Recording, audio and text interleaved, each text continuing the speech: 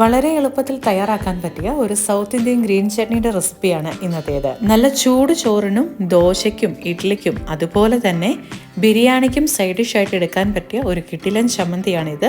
അപ്പോൾ ഇത് തയ്യാറാക്കുന്ന വിധം ഒന്ന് കണ്ടു നോക്കാം. ഇത് തയ്യാറാക്കുന്നതിനായി 1/2 കപ്പ് ചിരകിയ തേങ്ങയാണ് എടുത്തിരിക്കുന്നത്.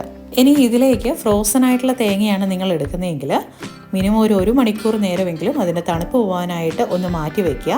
തണുപ്പെല്ലാം പോയതിനു ശേഷം ഇതിലേക്ക് എടുക്കാം. ഇനി ഇതിലേക്ക് എടുക്കുന്നത് 3 പച്ചമുളകാണ്. ഓരോരുത്തരുടെയും എരിവ് നോക്കി ഇതിലെ മുളകിന്റെ എണ്ണത്തിൽ മാറ്റം വരുത്താം. ഇനി ചേർക്കേണ്ടത് ഒരു ചെറുകഷ്ണം ഇഞ്ചി, 3 കുഞ്ഞുള്ളി ചെറുതായി അരിഞ്ഞത്.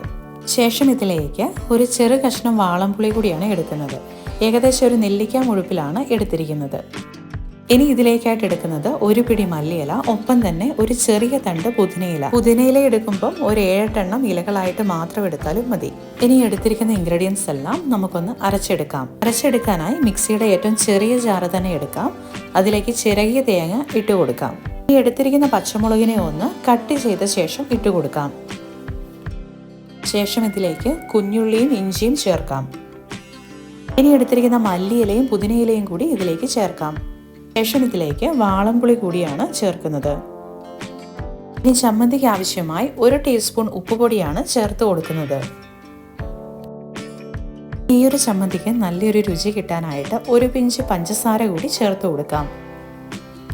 ഇനി ഇത് മിക്സിയിൽ ഒരു 10 സെക്കൻഡ് ഒന്ന് അടിച്ചെടുക്കാം. ഒരുപാട് അരഞ്ഞു പോവാത്ത പരുവത്തിൽ വേണം ഇതാക്കിയെടുക്കാൻ. ഈ ഒരു പരുവത്തിലാണ് ഞാനിത് അരച്ചെടുത്തിരിക്കുന്നത്. ഒരുപാട് അരഞ്ഞു പോയിട്ടില്ല. അപ്പോൾ ഒരു അല്പം തരിയായിട്ട് നിൽക്കുന്ന പരുവത്തിൽ തന്നെ ഇത് അരച്ചെടുക്കുമ്പോഴാണ് ഇതിൻ്റെ രുചി എപ്പോഴും കൂടുതൽ. നല്ല സ്വാദിൽ തയ്യാറാക്കിയിരിക്കുന്ന ഒരു മല്ലിയില ചമ്മന്തിയാണ്. അപ്പോൾ എല്ലാവരും ഒന്ന് ട്രൈ ചെയ്ത് നോക്കുക. കൂടെ നിങ്ങളുടെ അഭിപ്രായങ്ങൾ കമൻറ്റ് മുഖേന അറിയിക്കുക.